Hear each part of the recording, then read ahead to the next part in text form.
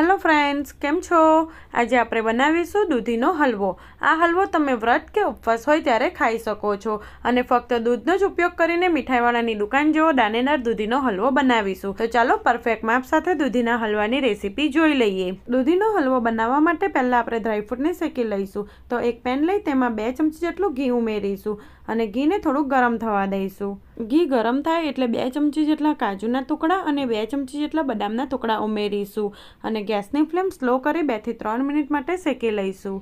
આ રીતે ઘીમાં શેકેલા ડ્રાયફ્રૂટ હલવામાં ઉમેરવાથી હલવાનો ટેસ્ટ ખૂબ જ સરસ લાગે છે। કાજુ બદામ થોડાક શેકાઈ જાય પછી તેમાં 2 ચમચી જેટલી સૂકી દ્રાક્ષ ઉમેરીશું। દ્રાક્ષને સ્લો ફ્લેમ પર 1 થી 2 મિનિટ માટે શેકી લઈશું। દ્રાક્ષને શેકાતા વધારે સમય નથી લાગતો। અહીં ડ્રાયફ્રૂટ સરસ શેકાઈ ગયા છે તો ગેસની ફ્લેમ બંધ કરી દઈશું અને ડ્રાયફ્રૂટને એક બાઉલમાં કાઢી લઈશું। હવે હલવો બનાવવા માટે મેં અહીં 1 લીટર ફૂલ ક્રીમવાળું દૂધ લીધું છે તો દૂધને સ્લો ફ્લેમ પર ગરમ કરવા માટે મૂકી દઈશું। દૂધ ગરમ થાય છે ત્યાં સુધી આપણે દૂધીને છોલીને છીણી લઈએ। મેં અહીં હલવો બનાવવા માટે 1 કિલો દૂધી લીધી છે। દૂધીનો હલવો બનાવવા માટે હંમેશા તાજી અને ફ્રેશ દૂધી લેવાની અને દૂધી વધારે બીવાળી ના હોય તેવી પસંદ કરવાની। તમારે જ્યારે હલવો બનાવવો હોય ત્યારે જ તમારે દૂધીને છીણવાની એટલે દૂધીનું છીણ કાળું નહીં પડી જાય। દૂધીનો હલવો બનાવતા પહેલા દૂધીને હંમેશા ચાખીને ઉપયોગ કરવાનો કારણ કે અમુક વખત દૂધી કડવી આવે છે।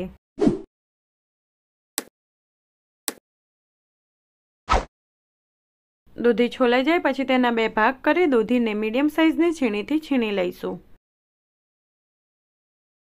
દૂધીનો જે વચ્ચેનો બીવાળો ભાગ હોય છે તેને આપણે કાઢી નાખીશું અને આ જ રીતે આપણે બીજી બધી દૂધીને છીણી લઈશું।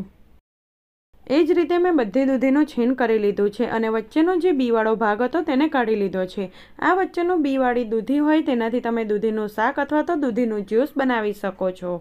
અને જે દૂધ ગરમ કરવા માટે મૂક્યું હતું તેમાં સરસ એક ઉભરો આવી ગયો છે તો ગેસની ફ્લેમ બંધ કરી દઈશું। જે પેનમાં ડ્રાયફ્રૂટ શેક્યા હતા તે જ પેન લઈ તેમાં ફરી 2 ચમચી જેટલું ઘી નાખીશું અને ઘીને થોડુંક ગરમ થવા દઈશું।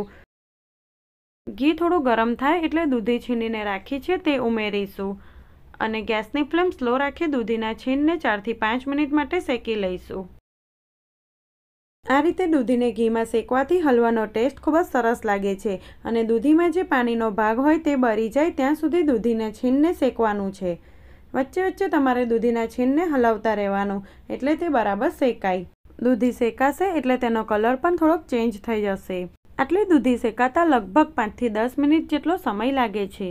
ફ્રેન્ડ્સ, તમને મારી રેસીપી ગમે તો આવી જ બીજી નવી રેસીપી જોવા માટે મારી ચેનલને સબસ્ક્રાઈબ કરજો। 10 મિનિટ પછી તમે જોઈ શકો છો દૂધીના છીણનો કલર થોડોક ચેન્જ થઈ ગયો છે અને દૂધીમાં રહેલો પાણીનો ભાગ પણ બળી ગયો છે એટલે આપણે દૂધીનું છીણ સરસ શેકાઈ ગયું છે।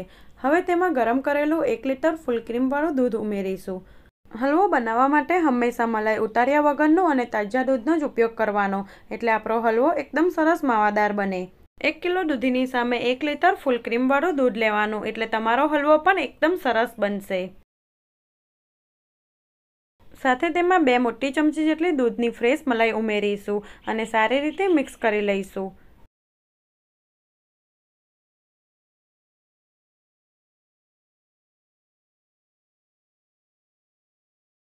પછી તેમાં 1/4 ટેબલસ્પૂન જેટલો ગ્રીન ફૂડ કલર નાખીશું। ફૂડ કલર નાખવો બિલકુલ ઓપ્શનલ છે, તમે તેને સ્કીપ પણ કરી શકો છો। હવે બધું બરાબર મિક્સ કરી લઈશું અને ગેસની ફ્લેમ મીડિયમ રાખી 10 થી 15 મિનિટ સુધી થવા દઈશું એટલે દૂધીનું છીણ બરાબર ચડી જાય અને દૂધ બધું બળી તેમાંથી માવો બની જાય ત્યાં સુધી થવા દઈશું। વચ્ચે વચ્ચે દૂધને તમારે મિક્સ કરતા રહેવાનું એટલે તે તળિયે ચોંટે નહીં અને કિનારી પર જે મલાઈ જામી હોય તેને પણ દૂધમાં મિક્સ કરતા રહેવાનું એટલે આપણો હલવો એકદમ માવાદાર બને। આ રીતે થોડુંક દૂધ બળી જાય પછી તેમાં 150 ગ્રામ જેટલી ખાંડ ઉમેરીશું। ખાંડનું પ્રમાણ તમે તમારી રીતે વધુ ઓછું કરી શકો છો। સાથે જ તેમાં અડધી ચમચી જેટલો ઇલાયચી પાવડર ઉમેરીશું। ઇલાયચીનો ટેસ્ટ આ હલવામાં ખૂબ જ સરસ લાગે છે। હવે ખાંડને સારી રીતે મિક્સ કરી લઈશું અને બધું દૂધ અને ખાંડનું જે પાણી થાય તે બળે ત્યાં સુધી થવા દઈશું એટલે હલવામાંથી ઘી છૂટું પડે ત્યાં સુધી મીડિયમ ફ્લેમ પર થવા દેવાનું। ખાંડ ઉમેર્યા પછી હલવાને વચ્ચે વચ્ચે હલાવતા રહેવાનું જેથી તે તળિયે ચોંટે નહીં। 10 થી 15 મિનિટ પછી તમે જોઈ શકો છો બધું દૂધ બળી ગયું છે અને હલવામાંથી ઘી છૂટું પડી ગયું છે તો હવે તેમાં શેકેલા ડ્રાયફ્રૂટ ઉમેરી મિક્સ કરી લઈશું અને ગેસની ફ્લેમ બંધ કરી દઈશું।